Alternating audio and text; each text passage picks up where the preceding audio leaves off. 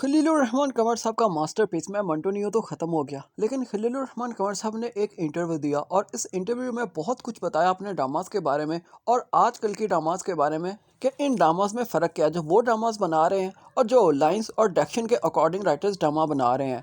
अपनी इस वीडियो में आगे बढ़ें, आपके साथ खलीलुर रहमान कंवर साहब की खूबसूरत बातें शेयर करें जिनसे हमें बहुत कुछ सीखने को मिलता है।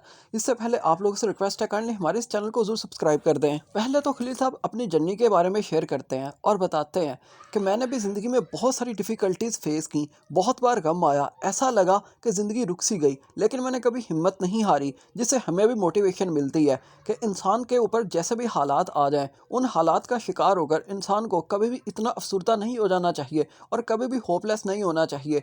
खलील साहब कहते हैं, मैंने हमेशा हिम्मत से काम लिया और जब भी मुझे कोई मुश्किल आई, मैंने उसको एज ए चैलेंज लिया, किसी भी गम को अपने ऊपर इतना हावी नहीं होने दिया। तो ये बहुत बड़ी सीख है जो मैं खलीलुर रहमान कंवर साहब से मिलती है। हमारी ज़िंदगियां भी आजकल के दौर के अंदर बहुत मुश्किलात का शिकार हो जाती हैं। अगर हम इन चीज़ों को अपने ऊपर हावी नहीं होने देंगे तो एक ना एक दिन सक्सेस ज़रूर मिल जाती है।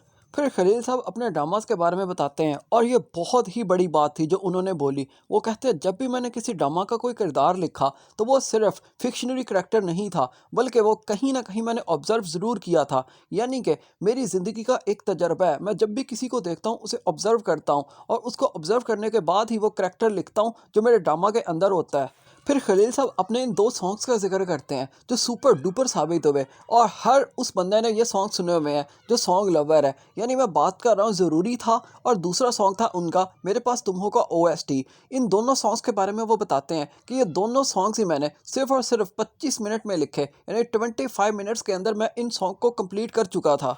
लेकिन यहाँ पर वो ये बात भी क्लियर करते हैं कि हर सॉन्ग और हर ड्रामा ऐसा नहीं होता जो बहुत ही उजरत के अंदर लिखा जाए। बहुत सारे मेरे ऐसे प्रोजेक्ट्स हैं जिनको लिखने में मुझे सालों बीत गए। इसी तरह मैं मंटो नियो के बारे में भी वो बताते हैं कि मैं मंटो नियो मैंने एक अरसा पहले लिखा, लेकिन हुमायूं सईद इस ड्रामा को करने के लिए रेडी नहीं थे। मैंने जब भी ये ड्रामा करवाना था तो सिर्फ हुमायूं सईद से ही करवाना था। 3 साल पहले शायद मैं ये ड्रामा लिख चुका था, लेकिन हुमायूं सईद के पास ना तो टाइम था और ना उसे शायद ये स्क्रिप्ट पसंद था। लेकिन आखिरकार जब हुमायूं सईद ने इस ड्रामा को यस बोली, तब भी मैंने हुमायूं सईद को काम दिया और फिर हुमायूं सईद ने भी अपने रोल के साथ जस्टिस किया और फिर मैं मंटो नियो लिखा गया। और मैं मंटो नियो के सुपर डुपर साबित होने की सबसे बड़ी रीज़न भी यही थी। हम जिस भी करैक्टर को देखते हैं ऐसा लगता था ये रोल लिखा ही उस करैक्टर के लिए गया।